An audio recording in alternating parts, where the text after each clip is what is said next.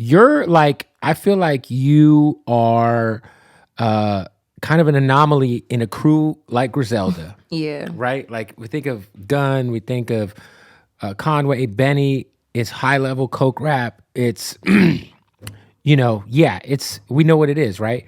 And then there's Armani Caesar, who's like, one of the most pretty girls in hip hop. Thank you. And obviously you can rap your ass off, but you're also very much like a different. You're bringing something different to the crew. Yeah. When did you initially link up with Gunn, and like how did you guys eventually get on each other's radar to where you ended up working with Griselda officially? So I met Gunn back when I was still living in Buffalo. I was like a teenager, and we met through DJ Shay. Rest That's in how peace. I met all the guys, through DJ Shay. We was Right. in a group all together called Buff City. And then once I left for school, and then everybody kind of disbanded, did their own thing. Who all was in Buff City?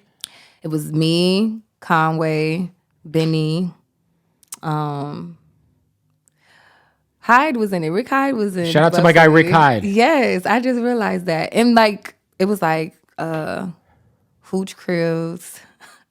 Who else is in Buff City? This is prior to you going to college? Mm-hmm. So this is like, how old are you? Like 18, 17? Like 17, just turned 17. Wow, okay. Yeah. So then I just kind of, they met me. I went in there for some studio time, and they had another rap chick in there at the time.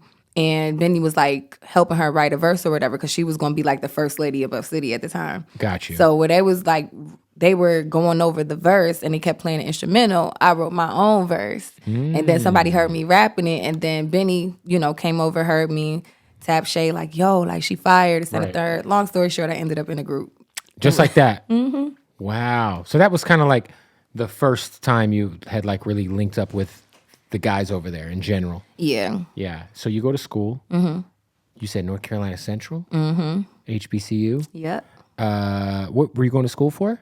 So I was a few things, but I ended up a marketing major, business administration with a concentration in marketing. But like all of my prereqs were like, pretty much the same, and like staples that you needed for every class except for the hip hop and context class. There was a hip hop and context class. Mm-hmm.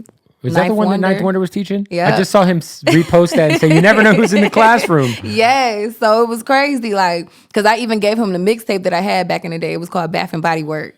Oh, wow, that's great. And he was showing love, like, he was just real cool. It was a bunch of people in the class, but essentially, like, it really kind of got me into a journey of like going and doing my research on the Roxanne Shantays, on the MC Lights, like the people that weren't like mainstream, like the Kims and Foxies. Right. So you think like taking that class kind of helped you like sharpen your hip hop head metal, if you will? For sure. I mean, we would just be walking into class and like he would be playing a sample and then he would play the song that sampled it, like, that kind of thing. Like, so that got me in my sample bag. That got me like digging for beats and like even inspiring me to just go back and listen to old school music. So Were you like motivated to go check out Little Brother at all? His group? yeah, I love Lil Brother. Little Brother's one of my favorite rap groups ever. So. Yeah, they was fire. Fontaine. Well, they still are fire. They put a good album out a few years ago before the pandemic. Shout out Fontaine, Big Pooh. Yes, I gotta check that out. Yeah. So you go to school, you get you got a degree?